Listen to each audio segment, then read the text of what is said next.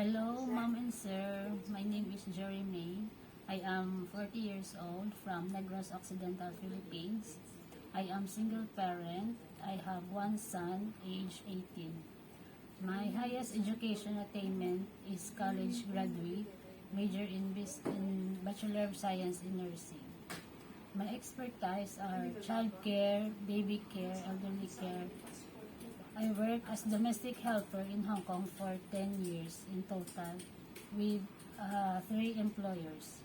Currently, I serve 2 couples, age 62 and 51.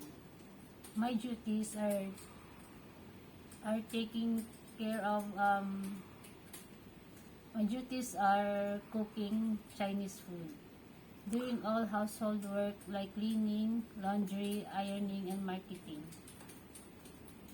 To my future employer, Mom and Sir, please choose me as your housemate because I am hardworking, honest, fast learner, and reliable. I promise to be a good housemaid and promise to prioritize my job and finish my contract or more. Thank you, Mom and Sir, and looking forward to work with you.